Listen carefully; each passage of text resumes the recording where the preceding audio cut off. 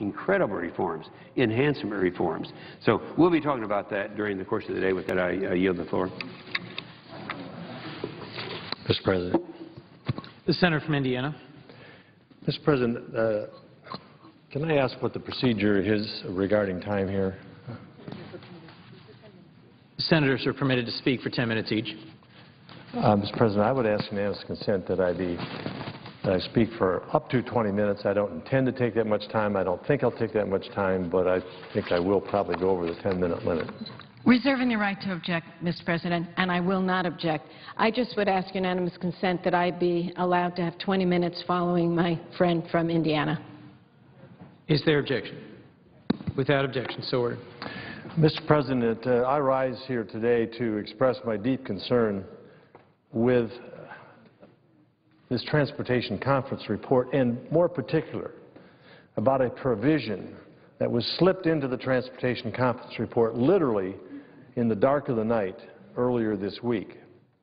This provision, which I will describe, could have a devastating effect on my state, as well as the state of Illinois, the greater Chicago metropolitan region, whether it's Northwest Illinois or Northwest Indiana or Northeast Illinois, is a region that works together. It's part of the expanded metropolitan area, and a critical part of this is a waterway which allows goods to be transferred up and down all the way to the Delta in the Mississippi and all the way out the St. Lawrence Seaway. It is the Middle West access to commerce that centers around the Chicago, Northwest Indiana area. And this provision that was slipped in without debate, without consideration, that didn't appear in the Senate bill, transportation bill, and didn't appear in the House transportation bill, and therefore is a blatant violation of Rule 28, which simply states you can't do this kind of thing, but it was done anyway. And I will be at the proper point here raising an objection to that in a procedural way. Let me first talk, if I could, about the way in which we do business around here. You know, throughout my campaign in 2010 to return to the Senate, I continually heard from people as to how frustrating they were with the process with which laws are passed. They say, you know, people come home and we say, why did you vote against that? And we say, well, you know, I voted against that because it included this over here, which was not relevant to it, and even though I liked the rest of the bill, I didn't like this part, or vice versa. I voted for this, even though I didn't like what it included, because you know what? They packaged it all together. And therefore, there's nothing on record as to where I stand.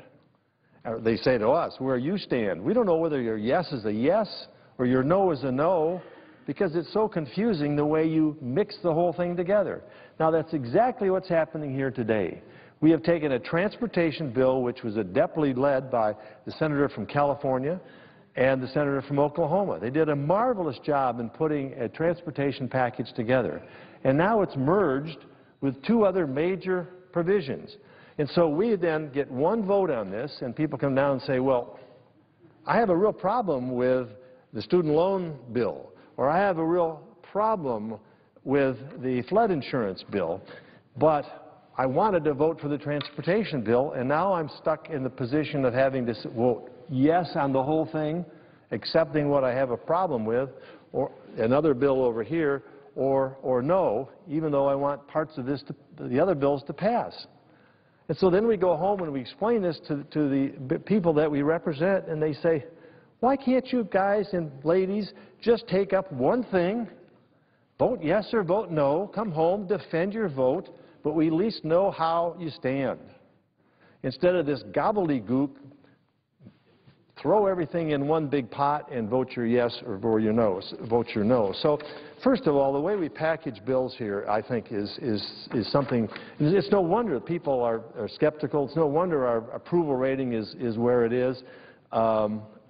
This gobbledygook so-called magic dust that we use around here to obscure what we really stand for and what we really stand against is very frustrating to the American people, and I can't tell you how much that has been expressed to me when I go back home and talk to them and try to explain certain votes and procedures, and they say, just be straight up, be transparent, pick out something, you're either for it or against it.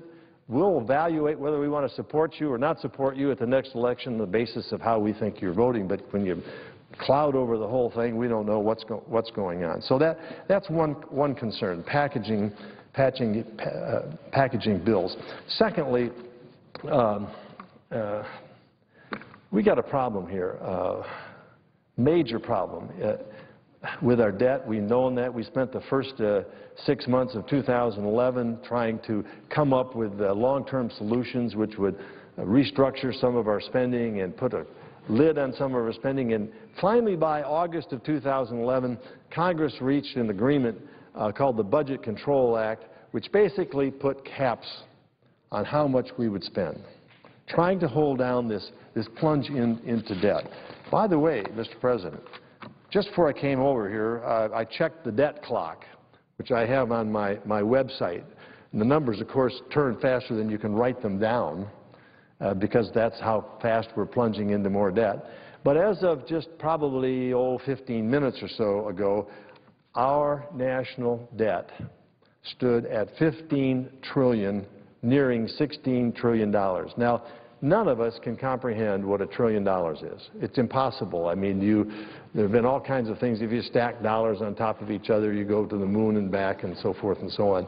But I think it's important that we understand the gravity of our situation here in terms of our plunge into debt and what impact it's going to have on the future for this country and what debt burden it's going to have on future generations now getting ever closer to our own. $15,935 billion, 590, oh wow, let me see, trillion, billion, million, $15,935 billion, 594,616,879 was what our debt was. That's 1, 2, 3, 4, 5, 6, 7, 8, 9, 10, 11, 12, 13, 14 digits. 15, 935, 594, 616, 879, So we took a mini step, just a little bit of a step in August, basically saying we're going to cap this spending so that we don't spend more than that going forward, and that will at least slow down the rate of plunging into debt. It doesn't begin to do what we need to do to address this, but it will slow down. And so what have we done since? What we've done is bring a number of bills to this floor, all of which have violated the agreement that we made. We were on this floor, and I didn't vote for this because I had a lot of skepticism about, first of all, I felt it was woefully short of what we needed to do. And secondly, I believe that having served here before and seen how this process works, I thought, we're going to waive this time after time after time. We're going to violate the agreement that we agreed to. So the majority voted for this, and we were congratulating each other. This is an important step to dealing with our budget crisis. And we have committed now not to spend more than what this budget agreement, the cap that this budget agreement has put on us. So, postal reform bill violated the cap, spending more than the cap allowed. The student loan interest rate extension, looks like we got the score now and we're going to violate the cap. The Senate version that went over on the transportation bill violated the cap. The payroll tax extension and the Violence Against Women Act all violated what we had promised we would do. And we wonder why the American people are skeptical. We wonder why our approval rating is in the low double digits, I mean really low, almost into single digits. Why people are just frustrated and upset with this. Because we tell them we've made this promise to be fiscally responsible, and every bill, virtually every bill we bring up here is irresponsible, and we waive what we had agreed to do. And so we can hardly blame them for our skepticism here. Now let me talk about this middle of the night stuff. Another problem you have, can't go home and you just simply can't explain, is the fact that, no, this was not talked about in the Senate. No, this was not talked about in the House. There was no process. And yet somebody, as we tried to merge the two bills in the dark of the night, unnamed, no process, slipped in a provision, and there it is. And usually we find out about this later. Well, in this case, we had a process. Senator Coates from Indiana worked with Senator Durbin, a Democrat from Illinois, and worked with another Democrat, senior senator from Ohio, to come to an agreement on a provision that impacted our areas, the Great Lakes area, in a significant way, and that was part of the Senate bill. The House didn't take this up at all. In the dark of the night, during the conference deliberations, our provision was removed, a bipartisan provision by senators looking out for the economic interests of their state and, by the way, economic interests of this country, because what was dropped in the middle of the night is something that could potentially cost our government and therefore cost our taxpayers hundreds of billions of dollars.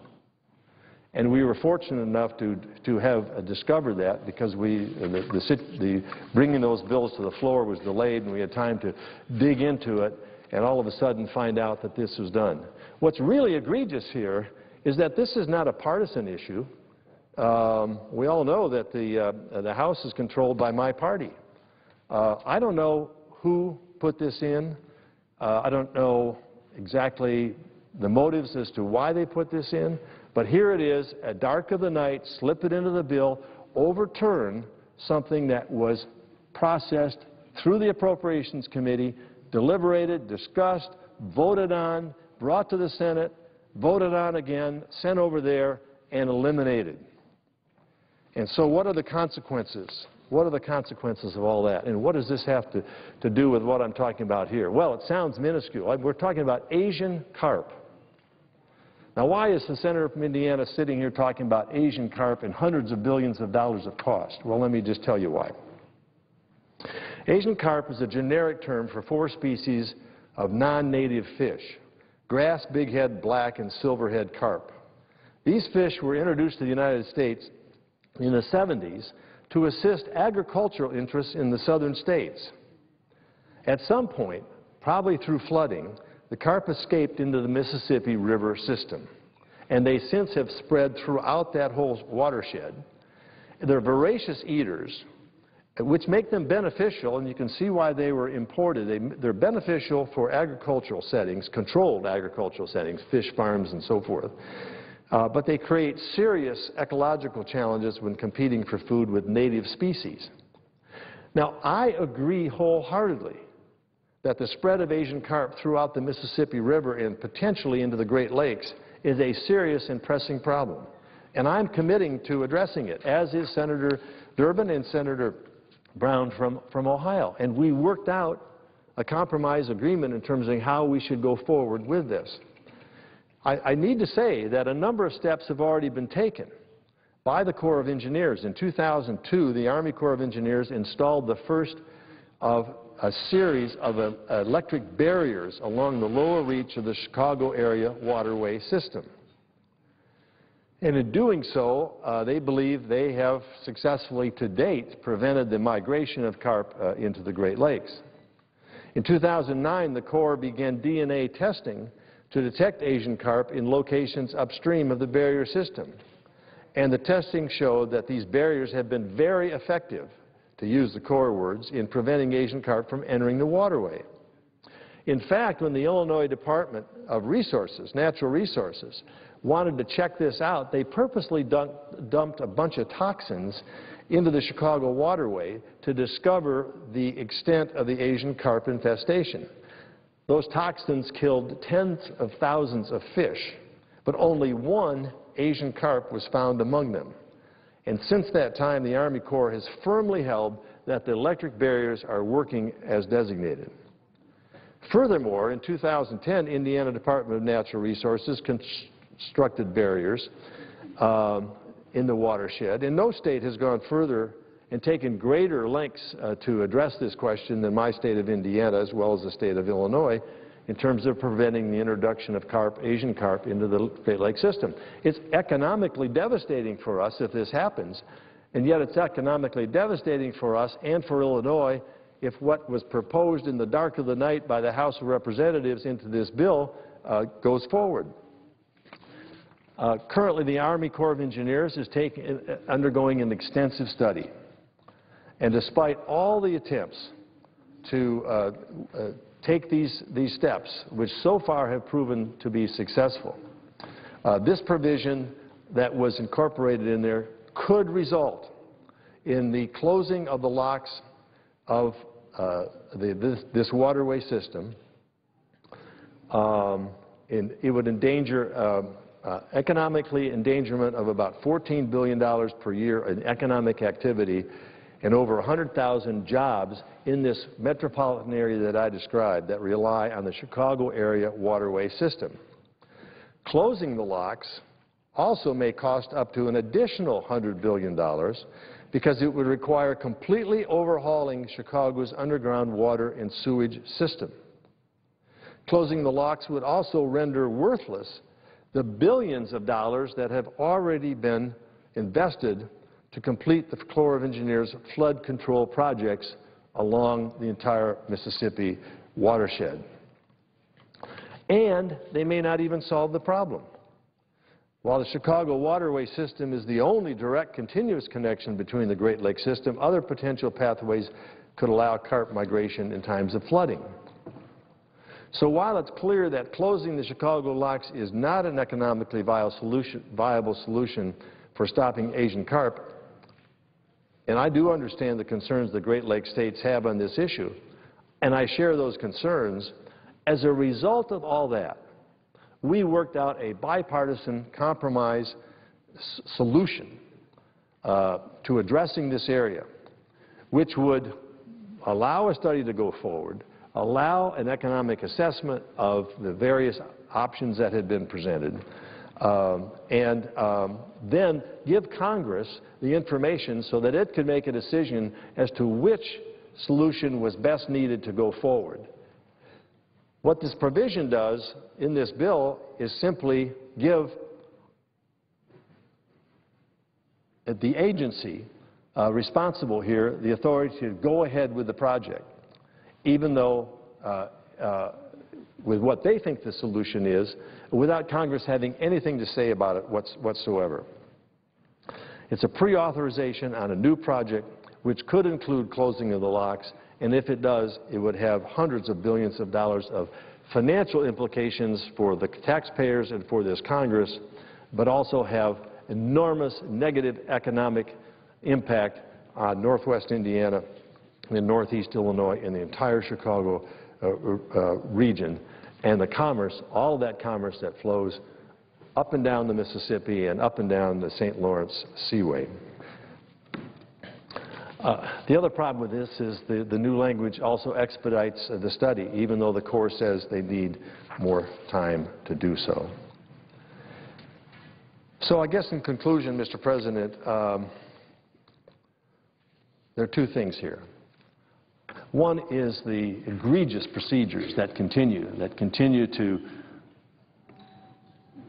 give the public such a negative slant on how we do business here. This bundling of bills where we are forced to vote yes or no on the whole bundling up and down and can't separate them out and let our yes stand for one purposeful interest or another, or a no stand for that bundling. And second, these midnight procedures, these slip it in there without going through the regular process. This body of Congress, both the House and the Senate, need to return to regular process, where we bring an idea forward, where it is worked through the committee, where it is transparent to all who are looking at it, where we give our yay or give our nay, and when we move it through the system, rather than simply changing things in the dark of the night at the last minute where we have no opportunity to amend it, no opportunity to address it. So as we go forward with this, I am going to object on the basis of Rule 28 on this. I don't know how it will all turn out, but I hope my colleagues will understand that this is more than just something that affects Indiana and Illinois and the Great Lakes. This is something that affects the way we do business here. And if we can't enforce these rules, we're going to continue to follow these practices that the American people have just come to absolutely hate and think that they have a dysfunctional Congress. We deserve better than this, and I hope my colleagues will agree. And with that, I yield the floor. Mr. President. The Senator from California. Mr. President, before the Senator from Indiana leaves the floor, I just want him to know that Senator from Indiana, I would just like him to know, if I could get his attention for a moment, that I listened very carefully and I know his concern.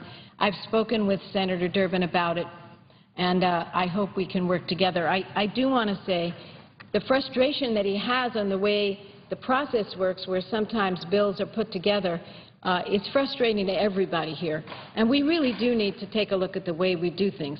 I do, however, have some measure of sympathy for the leadership around here because it takes so long to get any one piece done. So I do agree. I don't like the fact that you cast one vote and there's 3 subjects. It's very difficult for the people at home to understand it. I do want to say, before I yield 3 minutes to my friend, if there's no objection of my time to Senator Sanders, one more thing to my friend. I do want him to feel proud of the way we put together the transportation bill, because I do think in that case, which is a huge, huge policy bill, that it was transparent and that what my friend complained about was something that was put in by the other body to say that it was a must-have.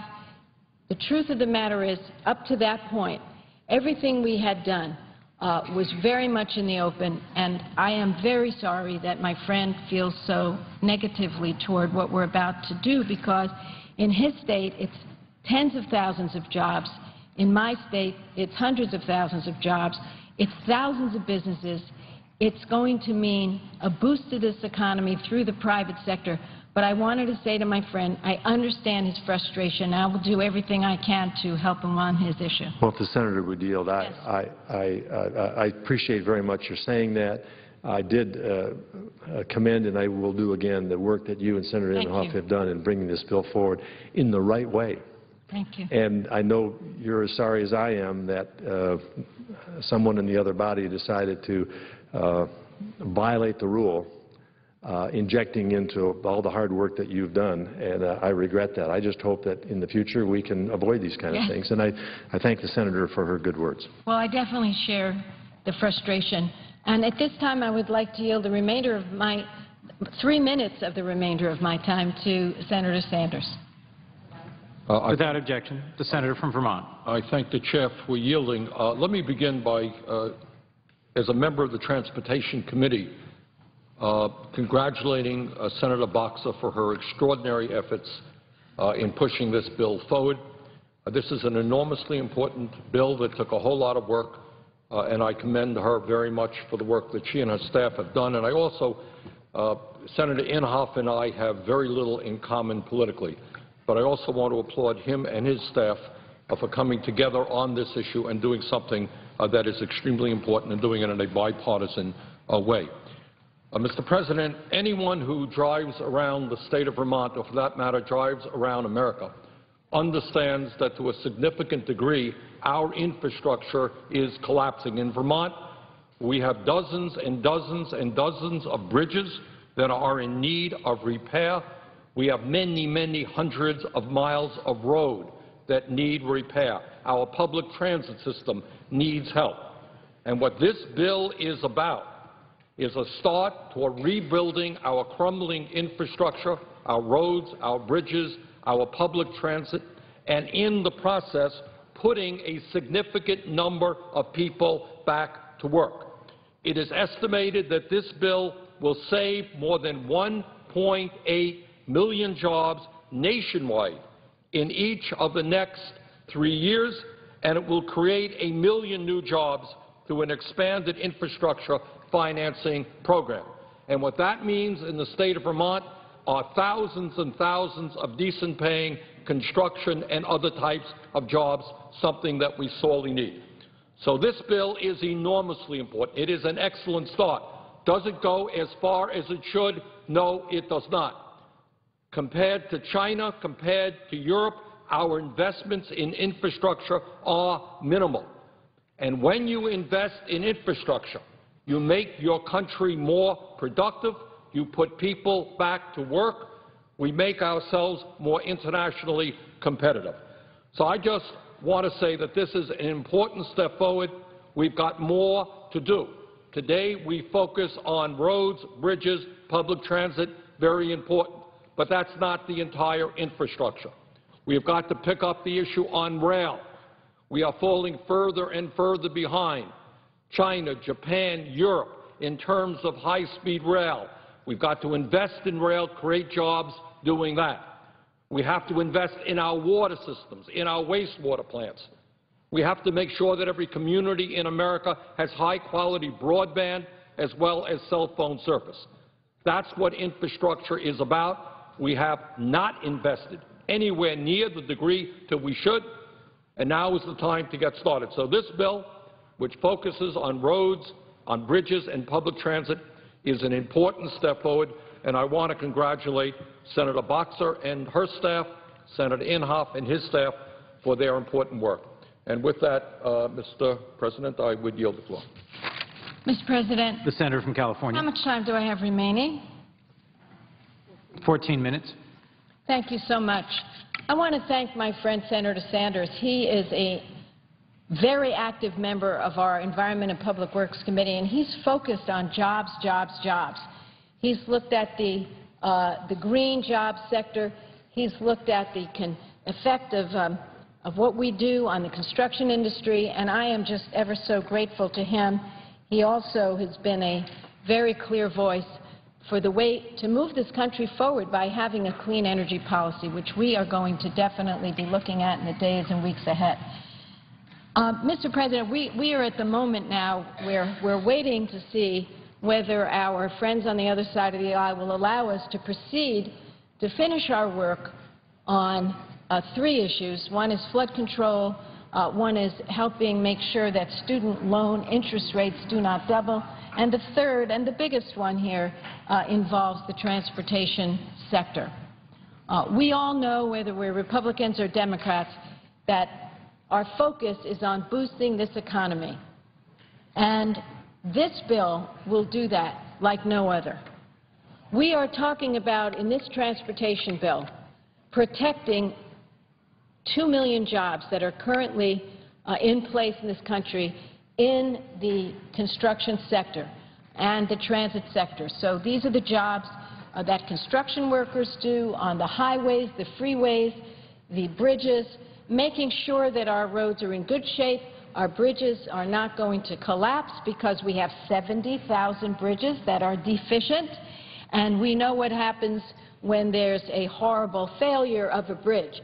And believe me, and I know that my ranking member, Senator Inhofe, feels very strongly about this, because he had an incident in his state where one of his constituents was actually killed by a bridge failing. We cannot sit by and allow the highway program and the transit program in this country to disappear. And we have taken it up to the line. I am very grateful to Ranking Member Inhofe. I am very grateful to Chairman Mica, to the Ranking Member Nick Rahall, for the work we have done on this conference. This is a bill that everyone can be proud of, whether they're a Republican or a Democrat. CBO has scored this, and it actually returns money to the Treasury. We have support from people who don't agree on most things. And I'm not only just talking about Senator Inhofe and myself, who do not see eye to eye on many issues, but we have come together on this. But besides that, we see the AFL-CIO and the Chamber of Commerce walking hand in hand, asking us, please pass this bill. So we have a few little holdups over here now, but I'm very, very, very hopeful we can get through this. The highlights of this bill: overall, jobs, jobs, jobs. jobs in the private sector, businesses in the private sector, and we are talking about leveraging a federal program called TIFIA, which is going to mean, frankly, hundreds of millions of dollars that will go out the door to leverage funds at the local level and also the private sector. As we look at our bill, we see a reform bill. We see project delivery speeded up from 15 years to 8 years without giving up the health and safety laws that the people deserve. We have not done away with any environmental law. We've just put deadlines in the law. We have put milestones in the law. And we have stated, if you have a problem, let us know your problem and get on with it. If there's anything new, a new factor, we will look at that. But we cannot sit around and wait an average 13, 12, 14, 15 years to get a project done. I want to say there are no riders in this bill, no environmental riders in this bill. And I think that does send a good message to the public that we are focused on transportation, and these other issues are going to be addressed, but they don't have to be addressed on this bill and become a target of a veto or a standoff between the parties. What did we do on bike paths? We've had a lot of controversy. People are saying we did away with the money for alternative transportation routes called bike paths, called safe routes to school, called pedestrian walkways. No, we saved the same level of funding, the same percentage of funding, but we did give more flexibility for the states with their 50% share. If they have another pressing need, they can use it for something else. And, frankly, the grassroots people at home, if they're not happy with the state, can let the state know that. For the first time, the other 50% goes to the local people. This is very important. So we also have the Restore Act here. And this means that those Gulf states that got hit so hard from the BP spill will be able to restore their areas. If they had economic damage, environmental damage, this will be helped, but the money will come from the court settlement, and BP will then make those funds available. So that does not add a dime to the deficit. So we have a bill that doesn't add to the deficit. We have a bill that will boost this economy. We have a bill that is supported by conservatives and liberals, progressives, moderates. I think it's a great day. I'm sorry that there are a few issues that got added on here that are disappointing to certain colleagues. Believe me, I want to work with them to help resolve those problems. But I have to tell you, when you write a bill of this scope, of this nature, you're going to have some of these issues. We will work on them. And for my remaining time, and how much time do I have remaining? 7 minutes. I want to just discuss the Supreme Court ruling.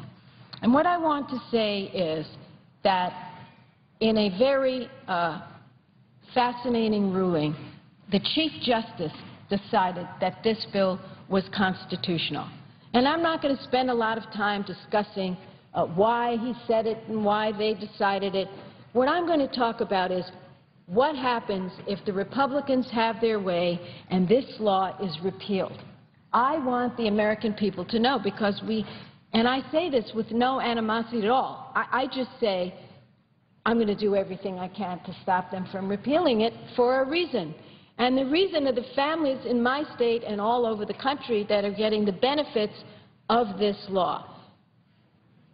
Governor Romney says it's going to be the thing he's going to do. The first day, he's going to repeal the health care law if he gets elected day one. Let me tell you what will happen very, very clearly. There are 54 million Americans who are now getting access to free preventive services such as mammograms and immunizations, if they have private insurance. That's most of our people. They would no longer get free mammograms, free checkups, over and out. 54 million Americans lose if Governor Romney and the Republicans repeal this bill. 6 million of my people in California.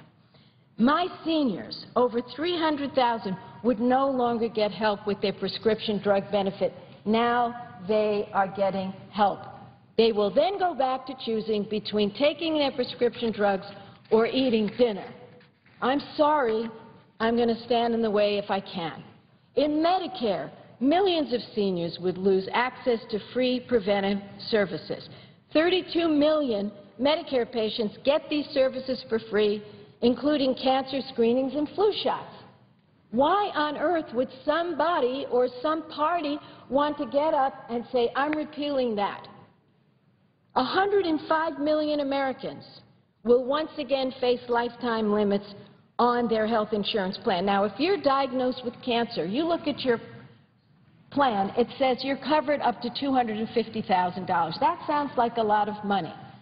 I could tell you now, if you're battling cancer, that's not a lot of money, and now suddenly, at your worst moments, the worst moments you're facing, your radiation, your chemo, you've hit up against your lifetime limit, that will be gone. More than 6 million young adults, including 300,000 in my state, would lose their health insurance because now they have a guarantee because of the health care bill they can stay on their parents' coverage till they're 26. Why would anyone want to repeal that? Ask them. They do. Insurance companies would no longer owe rebates to customers if those insurance companies spend too much on premiums and pay the CEOs exorbitant bonuses and paid hardly anything to help you with your health care. We're going to see 12 million Americans get back $1 billion in rebate checks in August. They'll stop that. They want to stop that. How about millions of children who are now getting coverage because they have a pre-existing condition? Before this law, they couldn't. So if a child was born with a heart defect, even if it was something that could be controlled, they couldn't get insurance. And pity those families. You know, I've had, Mr. President, reports of people in my state crying tears of joy when the Supreme Court acted because they could not get insurance because the woman, this particular one, had a pre-existing condition and now she could get insurance. Because of the work of Senator Sanders, and I helped him with it, we have community health care centers across the country getting funding. So if you have no insurance or even if you have insurance, you can go in there. With your ability to pay, you get health care. That would be repealed. School-based health centers, repealed. Training of our health care workers, repealed. I will tell you, that's just what the benefits are today. In 2014, there will be a slew of new benefits. This bill, while not perfect and we can fix the problems, is a good bill. Just remember, Mr. President, everyone in our country does get health care, but the difference is some of them walk into an emergency room having paid nothing for a premium, even if they're wealthy, and they expect us to pay the bill in the emergency room. With the approach that Massachusetts Governor Romney took, he said if you're a responsible person and you can afford it, you have to buy a minimal health insurance plan. President Obama got the idea from Governor Romney, and I call it a personal responsibility premium. Some people call it a tax, some people call it a fee. I call it a personal responsibility premium because most of the people I represent buy health care coverage. And a few just say, you know what, I feel terrific. I'll wait until something bad happens to me, then I'll go to the emergency room, and they can all pay. And that's what we've got. That's what we've got. We have people who are responsible paying for the free riders. And the idea that President Obama got was from then Governor Romney. So I am just saying, Mr. President, this is going to be a long election season, and there's going to be a lot of battles over health care. I hope today we will pass the bill that's in front of us and take care of the construction sector and transportation, and I hope we'll take care of flood insurance and student loan interest rates We can do that with one vote on a bill shortly, if we get permission to move forward. If we don't, we'll be here all weekend or whatever it takes to get it done. I'm not going to go home until this is done. But I can also tell you, as we look at this health care battle, the lines are pretty clear. There are millions and millions of Americans who are getting benefits today. Why would anyone want to take away those benefits? And yet, that is where we are in the debate. So I hope cooler heads will prevail. Let's get on with bringing this economy back. Let's allow this bill, with a few corrections, because we can always fix things that don't work, go forward. Let's stop the heated name-calling. Let's make sure that we work together, just as we did in the transportation bill.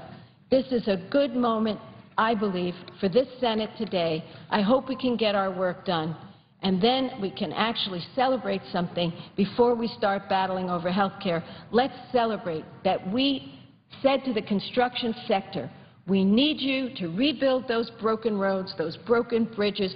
We need you to make sure that we get those transit systems up and running. And then I honestly believe the rest of these problems will take up one at a time. Thank you very much, Mr. President. I yield the floor. Mr. President. The senator from South Carolina. I would ask unanimous consent to speak as if in morning business.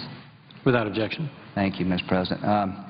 I'd just like to rise and pay a tribute to 3 fallen National Guard members from South Carolina who were killed in Afghanistan June 20th, 2012 in the Coast Province, members of the 133rd MP Brigade who were serving on active duty. This will be 16 members of the South Carolina National Guard have died in combat in Iraq and Afghanistan since 2003.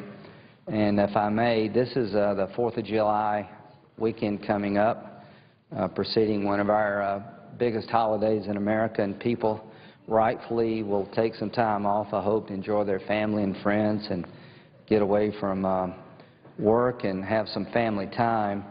And it's marks a special event in our nation's history, the founding of our nation through a Declaration of Independence that was not just words but resulted in men and women fighting to achieve our independence.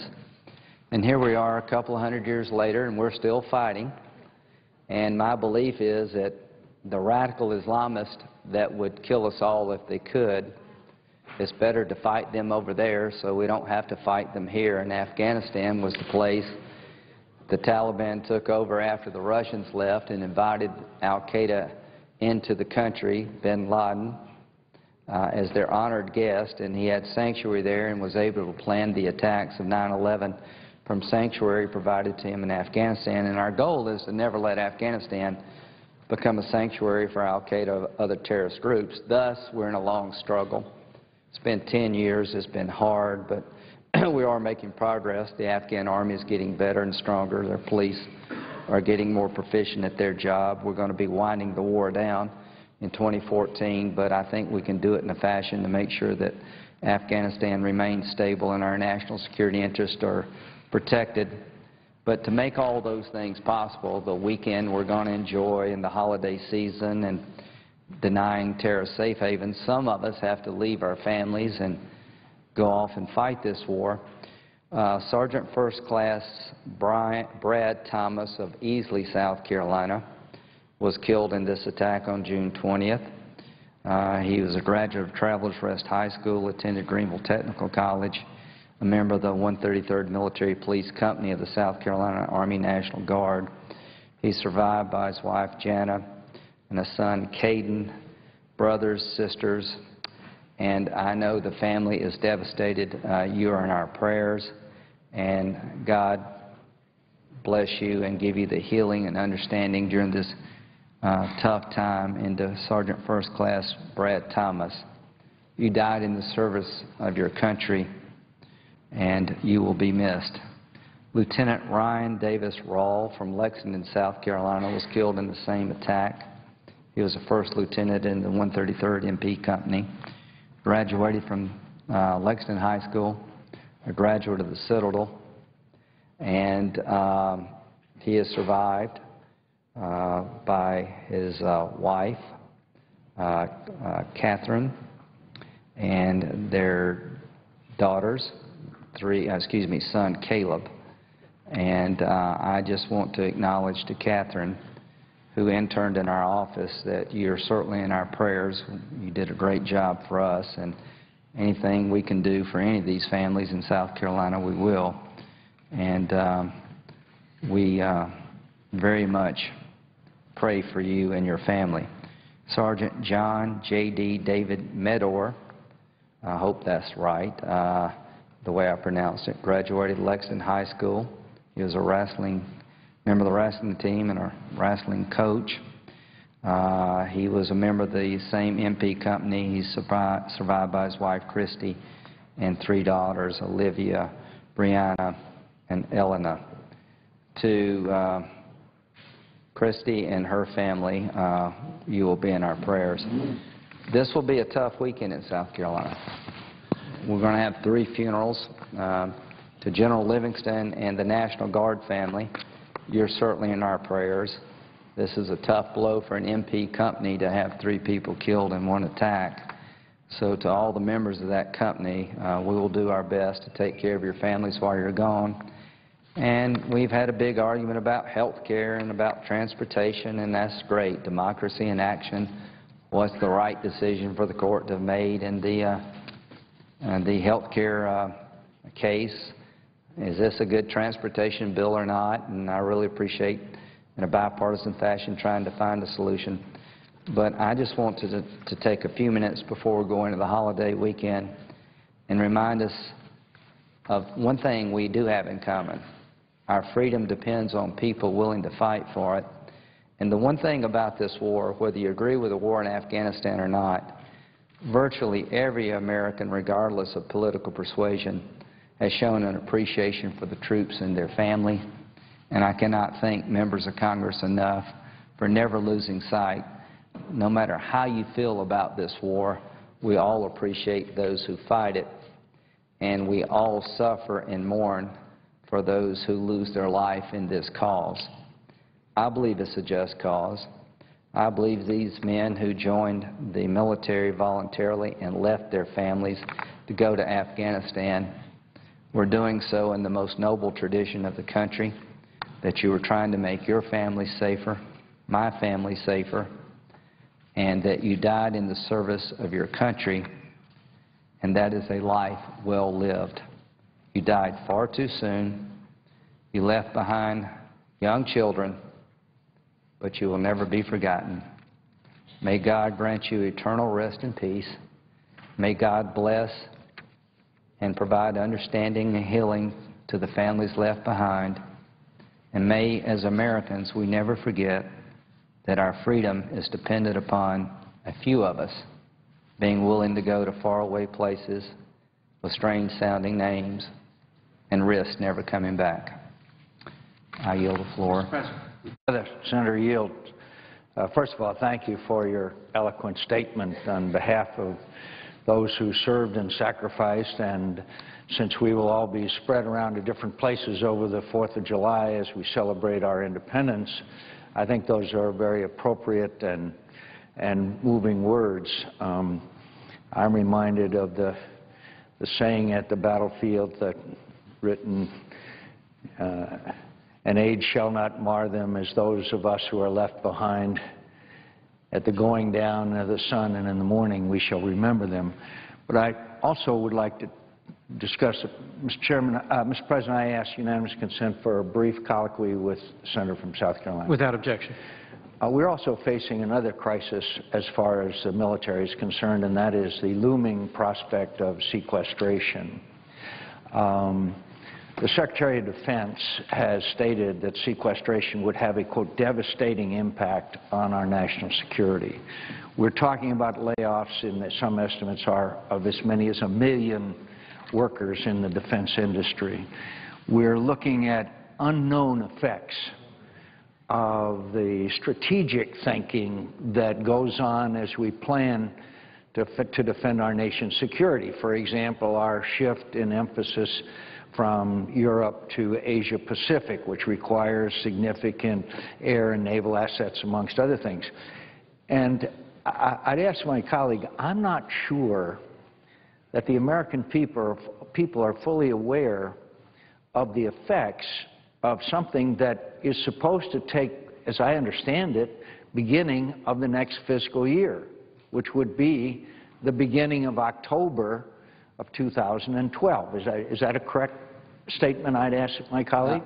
Yes, it is. So we're asking the Defense Department to plan on what our force structure will be, what our mission will be, what our capabilities will be, beginning the 1st of October, and all I can see so far is a total gridlock on this issue. Now, if somebody wants to say that it's our fault because we refuse to, quote, raise revenues, or the other side's insistence on that and a resistance to spending cuts, but I'd ask my colleague, I don't think that people understand that we still live in a very dangerous world. You just talked about those who have already sacrificed. Don't we owe it to them and their families to stop something that all of us agree would have catastrophic impact on our ability to defend this nation? And isn't it true, would you agree, that it's time we sat down and started having serious negotiations, because there is no greater responsibility that the Congress and the people's representative have than to defend the security of this nation? I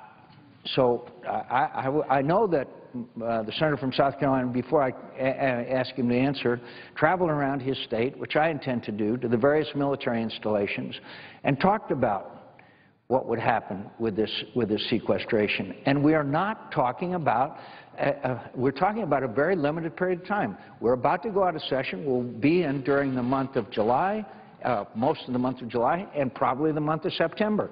End of story. Well, if I...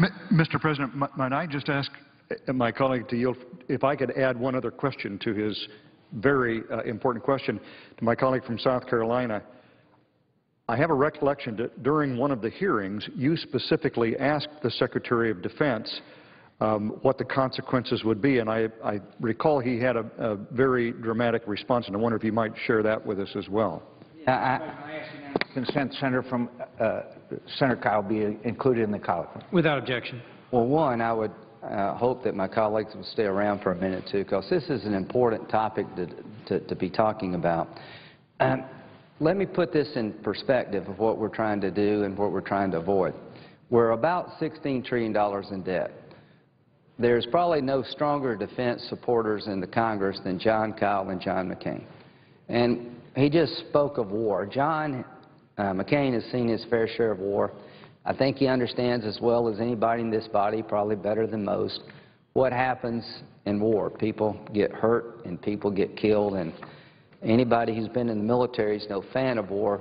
But the goal is sometimes is to make sure that those who are asked to fight a particular war can fight it quickly, overwhelmingly, win, and come home. And what we're doing here is trying to get out of debt.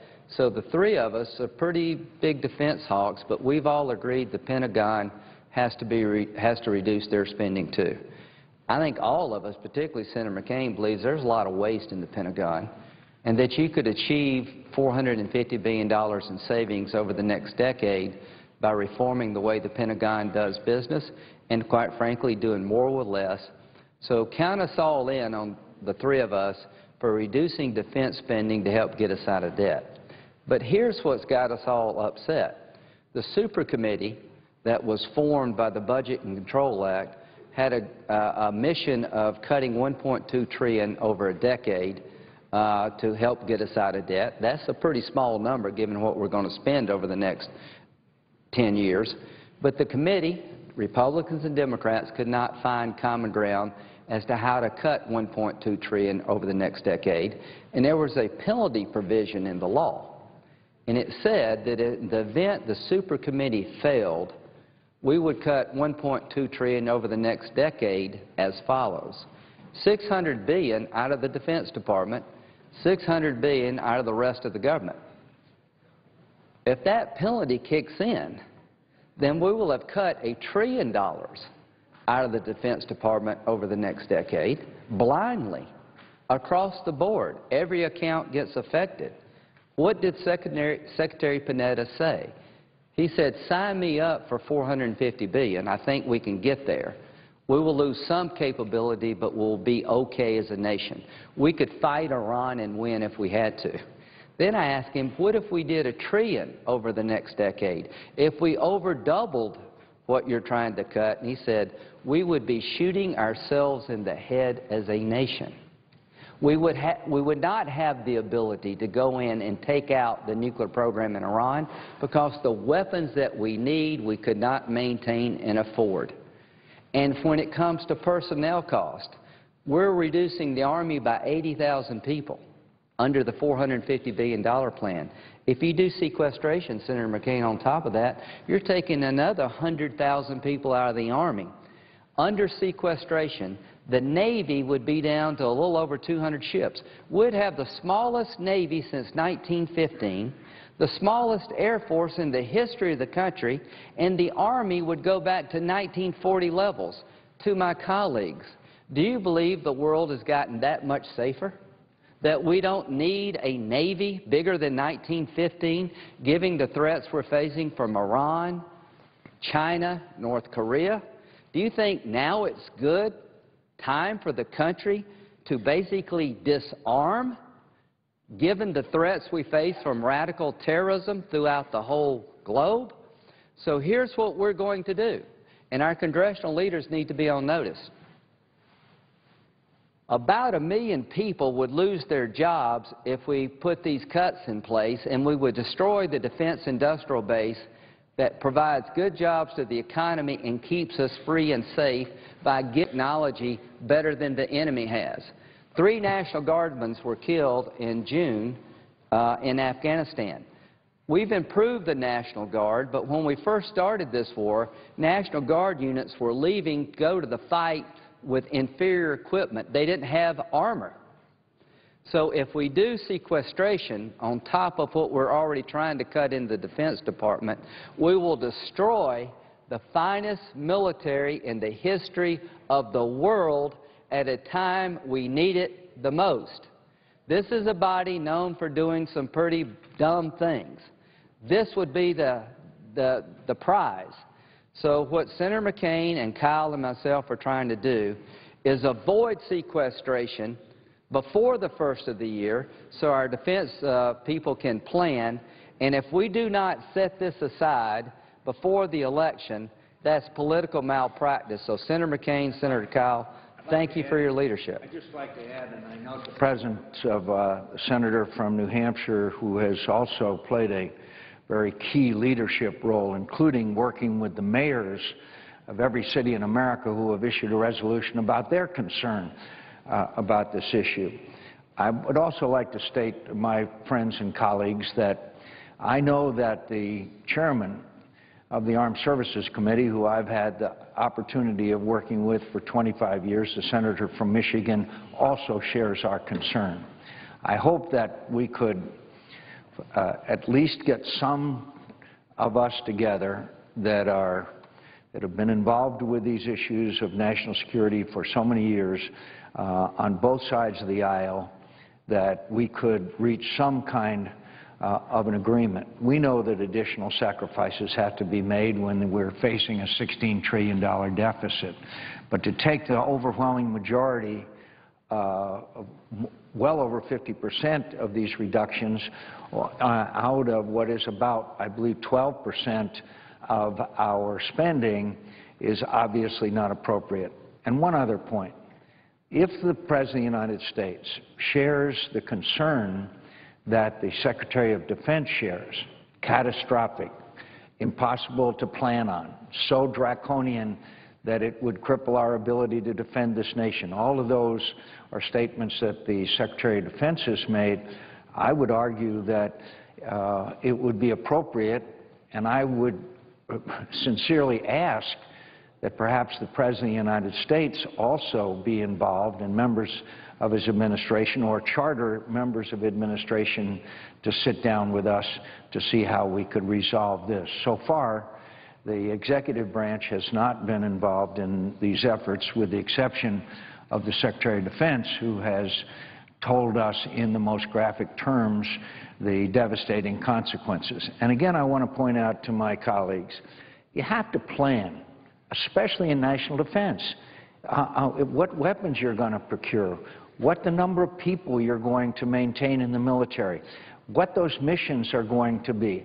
All of those right now or if not held in abeyance in the Pentagon as far as planning is concerned, cannot have a great deal of validity if we are staring at sequestration and these draconian reductions. So I know, yes, and I know this, Senator from New Hampshire, our most eloquent member has arrived on the floor, not to mention other attributes that we are lacking in. Well, I would like all three of you to comment on this proposition. You've just challenged the President, who's the Commander-in-Chief, by the way, to fix a problem that you're